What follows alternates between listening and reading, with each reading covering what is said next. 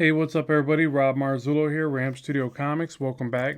So in today's video, I figured I'd try another attempt at kind of drawing foreshortening, but really just drawing crazy poses is what I don't know if that's what I'm gonna call the video, but foreshortening is always this thing where, you try to make it look like it's coming off the page, and obviously we're dealing with a 2D surface, trying to make it look 3D. So you got to get real imaginative. Somebody that I always like to practice for that is Spidey, because you can take his arms and limbs and go any which direction you want. You can really over exaggerate it. So with comics, I try to always think a little bit like caricaturing and adding that cartoon like vibe to the work, because if you get it just right, I think it looks really expressive and fun and exciting, and imaginative, and that's what I shoot for. So what I'm going to do here is just kind of envision a pose, and I start with the head, even though a lot of artists say not to, but I don't know, it almost always seems like the place to start for me. Actually, I'm going to make this just a little smaller just so I got plenty of canvas to work with. So what I want to do here is try to imagine this pose, and I'm already thinking in my head. Let me first say this. You should try to envision the pose as best you can in your mind before you really start to draw. Don't just start scribbling and let things fall where they may. I don't know that it's a bad way to practice, but you got to get to the point where you're really trying to see it and then put it down, because once you get to a point where you're drawing for a company or whatever, you really need to focus on that skill set. So a way to do that, in my mind's eye, I'm picturing the character in this kind of perspective. Even more foreshortened than this. This is not his upper body, by the way. This is like kind of a space that he would reside in. So if I was to draw this as a cube type cubicle box or whatever. That's horrible when I drew that, but I'm trying to get you to see visually what I'm thinking for the pose, okay? And I kind of illustrated that a little bit with the head so far, but that's what I'm thinking about.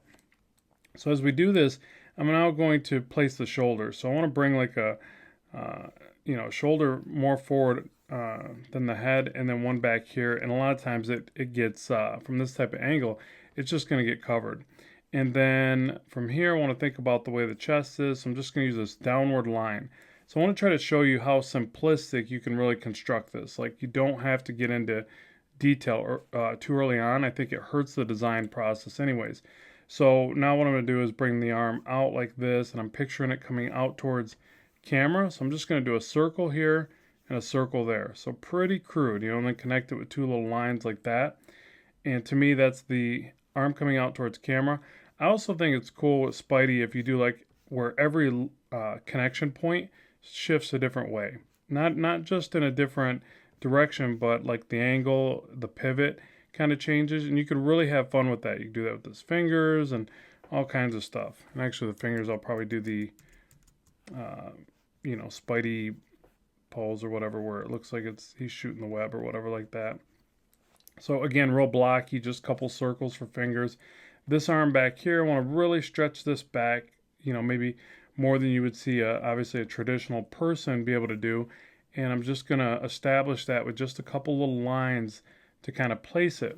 And again, I always seem to draw a little bit too big. I think it's really me kind of trying to draw as big as I can as we record here. So now what I need to do is place the hips. And this can be tricky because with a character like this, first I'm going to place the back of the trapezius or whatever. I always want to say trapezoid. And I got checked on a video one time for that. It was pretty funny. Somebody's like, did he just say trapezoid? Just so you know, I know that's a shape. And the reason why that occurred, I used to lift a little bit of weights in the gym, and people always call them your traps. Work on your traps, So trapezius, obviously, but it made me think of trapezoid because trap sounds more like trapezoid. Anyways, that's me explaining myself when I probably shouldn't be. So enough of that. So the shoulder here, arm coming out this way. Now you can notice too, I've already made him look a bit too beefy and bulky. I tend to do that with Spider-Man, and I got to really watch it because that's not really the depiction of the character, especially after watching that new movie, by the way, which was awesome. It actually led me to want to do another video where I use him as the reference point for this, because, they just did a fantastic job on Spider-Man Homecoming. Hats off to the whole crew that did that. Finally got it right, you know, I'm still a pretty big fan of the Tobey Maguire ones, and I'll probably get some hate on that. But I thought he did a great job. I thought overall Raimi's version was pretty spot on, but this one was even better. And I hate to say it, I kind of went into it with a bit of a negative, uh, stereotypical kind of perception, like, oh, it's gonna suck like the ones with Andrew Garfunkel, Field, whatever his name is. But they were great. And so, anyways, this isn't me trying to review a movie. This is me trying to show you how to draw a crazy pose. Okay, so now the tricky part becomes where to place the hips. Now, this is something that I think is important to do. Let me just show you. If you take this off to the side like this, and again, if you're working traditionally, that just means another piece of paper on a light table or whatever. But if you're working digitally, it's pretty easy. I tend to do this. I practice from here. So in my mind's eye, I was thinking just this kind of typical thing where his legs pop out in some fashion like this, which is kind of elongated, but the legs kind of pop out like this or something. You know, he's just kind of flying through the air like that. But the other thing that you can do, oh, video error. What the? Hopefully you're not seeing that. That was weird. All right, let me go back to the other layer. This is why it's always great to make an extra layer, I suppose. I don't know what the deal is with that. All right, slight complications there, folks. So what we could do here is like maybe draw a line for the spine coming forward, and you could think about placing his hips way up here. So again, this is Spider-Man. You can really stretch the pose, and again, kind of thinking about a bit of caricature, kind of cartoony, overly done, overly accentuated, I guess. Maybe that's the way to say it.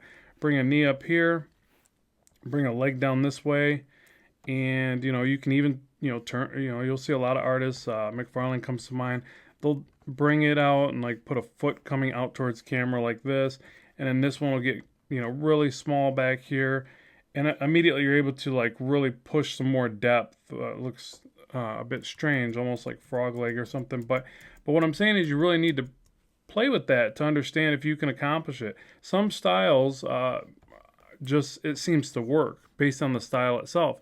Other ones, they have to be a bit more careful because they're a lot more technical about the construction. Like one of the artists that comes to mind with that is like Jim Lee. His stuff's so technical.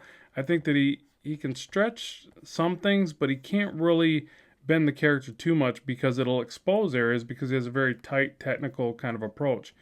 At least that's the way I see it. And maybe that's not as accurate as it could be, but McFarlane's is kind of this. I don't want to say mushy, but he's got this like very organic approach to the way that he structures the anatomy. So he can really contort his characters because, you know, if you really study, he doesn't even always put a muscle where it goes. He just kind of makes it, you know, he fits it in. He has this usually this nice perimeter of the shape, and then he'll just kind of fit everything in there, but make it look kind of organic, and it's well done. I mean, I can't really explain it. You'd have to go look at his stuff to see what I'm talking about. But so certain styles will kind of allow certain rules to be broken, I guess, when it comes to correct anatomy and things like that. So with this leg, I'm not really seeing it yet, but this is where I just, you know, keep playing around with the shapes. So again, you know, in a simplified version here, I could do a circle, a little wedge, or a little square or something right there, and then put a foot at the end. The foot I'll usually start with just like a little diamond shape, just because the more you tend to simplify at this stage, the better, so that you can work through your design process and try some things out.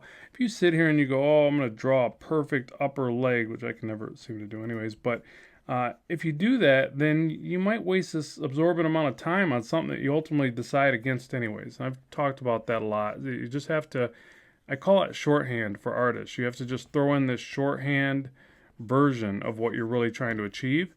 Like that. Looks really weird. But if you don't spend too much time doing that, you're able to spot flaws, eliminate them, and move on, and not feel like you just wasted the day on a bad drawing or something. So yeah, this is also another tricky area. And then obviously if you're trying to draw something from memory and it's not working, then that just tells you need to study a little reference. You can try it a couple times, but I wouldn't waste the midnight oil on that either. You know, if you're just not getting it and something's not clicking mentally with that, it just means you need to study more. That's the best way I can put that in the short, sweet version. You know, it's there's lots of other things that are involved, like whether or not you're drawing really good one day, things like that. Now, the other thing is this foot is receding pretty far back into space, right? Like this, or even more so, probably like that or something. Well, since that is, this foot needs to be a lot larger. So this is another little thing with foreshortening. You just have to really pay attention. Well, if this foot's that much closer because it's really only going up and down this way, that foot's going to be a lot larger. And then you can do little tricks like put this one in shadow, this part of the leg in shadow, things like that, and it will help to push that. Now, this leg right here is just quirky looking, so I'm gonna chop it off. You know, you probably hear him screaming, right? My leg. But we're gonna get that out of there because it's just not helping the drawing, and I'm gonna just try something entirely different. So, you know, the way I've placed the hips, so I've got the center line of the body coming down like this. Now, something else that's pretty prevalent with Spidey is the twisting of the hips. I haven't done much of that here. His hips are pretty much aligned with his shoulders. The head's on a different axis or pivot or something, but you really want to practice that as well. So just keep in mind, if you want an ultra dynamic character, you want the shoulders, the head, and the hips all at a different access point, like that, I guess. So you can see how those are on the same, like that. The more you tend to do that, the more the character will look dynamic. You do have to be careful, though, because if you take it too far, they just look broken, you know, so be careful with that. But let's try something else. Let's bring this leg kind of out this way. Again, just try some basic shapes just to get it into place and see if it works. Like that. And let's just have it kind of pointing out like this. So now this foot, again, will still be a lot larger. Let me move this guy over like this. So now it looks like he's delivering a kick. Actually looks more like a Deadpool pose now, but that's fine. We'll roll with it. Spidey can kick people too, so he's got one of the most underrated kicks in Marvel Comics. Sorry, that sounded like something you'd watch in UFC. I've been watching all UFC, if you can't tell. His karate chops are way underrated. He's got a devastating karate chop, which they obviously never say that, but okay, so anyways, shoulder comes up here. So now we've got the structure in place, and then I can get in here and really start to refine it and try to figure things out. You know, it's supposed to be Spidey, so we go like this, and booyah, we got Spidey now. A minute ago, it could have been anybody. And then, you know, we can play around with the Spidey hand here. You know, maybe try to get it to where it looks like the pinky's coming right out towards us, which I always struggle with because it's like things are easy with foreshortening if they're slightly off camera and away from the viewer. But as soon as they're coming right out towards the viewer, I don't know, my mind just freezes and I just think cookies. I don't know why I think cookies, but I'm hungry and I just thought cookies. But what I'm saying is I just don't perceive it as well as I'd like to. And I think a lot of us face that, and we just have to, you know, work on it and draw things from every conceivable angle till at some point it just clicks. Because I know there's poses that I couldn't draw 5 years ago that I can draw pretty easily now. Things like that. Sometimes I even look at my old work and go, whoa, I actually did that pose pretty good. What happened? You know, what did I unlearn something? I gotta learn some new stuff, or relearn some stuff. But yeah, so just, you know, just stick with it. Draw like lots and lots of different poses. And that's actually why I do recommend drawing from artists that you admire. So like if it comes to somebody like McFarlane, I draw from his stuff just to really soften up the poses that I do, because I'll tend to draw overly stiff. If I want to draw better technically, and with a little bit more correctness, then it's somebody like Jim Lee. If I want to learn to shade better, then it's somebody like Finch or Silvestri. So all these things, these people are just go-to guys, you know, my heroes in comics, and I basically learn from them, you know, by studying their work. Now, you do got to be careful. I think that overstudying from other artists, just like overstudying from life, can hinder you in some ways. But there are certain mental barriers that it really unlocks. I felt that way anyways. Like, it just inspires you when you draw or ink over some of their work. You're like, whoa, look at the choices they made here. And you can kind of see into that. You can kind of, you know, see it through their eyes momentarily, you know, in a sense. So, yeah. Hopefully that doesn't sound creepy. You can pretty much become them for a minute, you know, like that part in Silence of the Lambs. Anyways. All right, so before I get any more creepy with my video here, I'm just going to focus back on the drawing. So now what I want to say with this part is you've got all the groundwork laid in, and it's not perfect, doesn't have to be, but you can now just get in here and try to refine it a little bit more and see what you can see into the work. And you still might have to fix some things, you still might have to make some changes, whatever, but you've got a lot more confidence because you've structured the work. Like, again, I'm kind of probably making him look a bit too muscular, but I'll just roll with it. Make his head a little bit bigger. I kind of did like that about the movie. Like, he had that, the old, skinny kid body Peter Parker, Spider-Man, and they gave him the big head, and the suit was really cool. That movie was just spot on. It really was.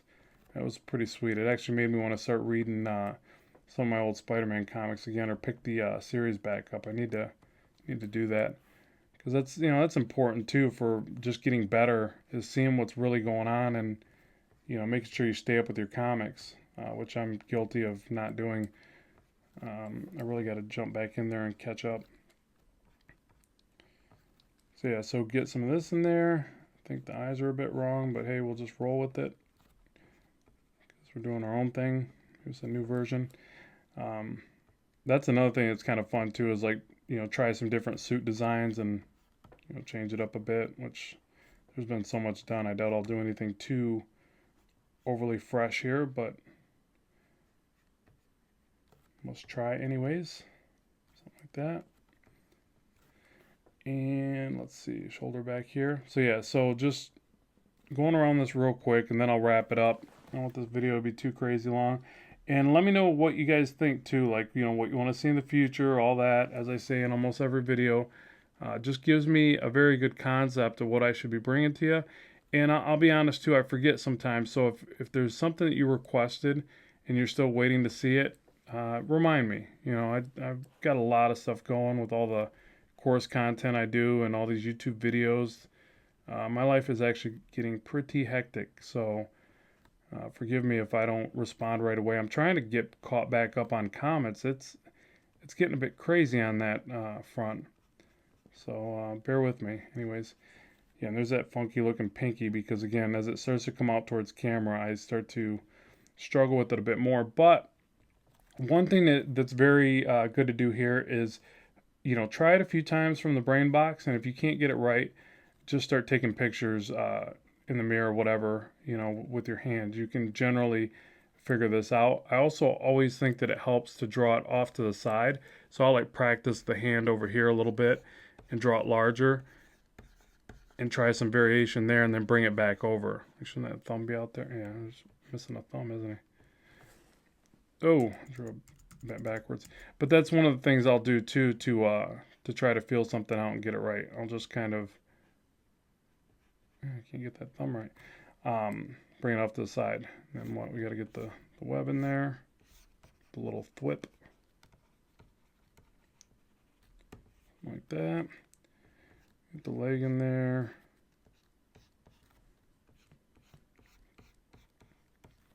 Yeah, always. This is like one of my favorite characters to draw. I want so badly to get to a point where I could draw a book for this character. For Marvel. Would be amazing. It's like a bucket list thing though, but just has always been like the favorite superhero for me. I think he's just the right mixture of not too powerful and not too over the top, and the great personality of the character and all that. It just has always been a personal fave for me. All right, so there's my rough sketch of Spidey. And again, you could do things like shade the back foot, but hopefully, and try to push the depth, get your shadows in there and stuff like that, and really push these forms around. But I'll just stop right there for now. And what I want you to, try when you do this is to really, move these shapes around. So you see we started with this, and you can kind of see where it was going, but it changed altogether by the time we got to the hip. So you really got to move those large main masses, I like to call them, the The three main masses I think about with the body when trying to do these poses are the head, the upper torso, and the pelvis. When you start to move those around and twist them and contort them, you can really come up with all sorts of neat poses and start to get your imagination working. I remember Jim Lee's got a really good video on that, and that's actually kind of where I pulled a lot of stuff from, so make sure you look up his stuff. But yeah, you can learn a lot from all those guys, Jim Lee, Finch, all those guys. So, and at any rate, I really appreciate you supporting the channel and watching today. So keep drawing, keep having fun, and I will talk to you soon.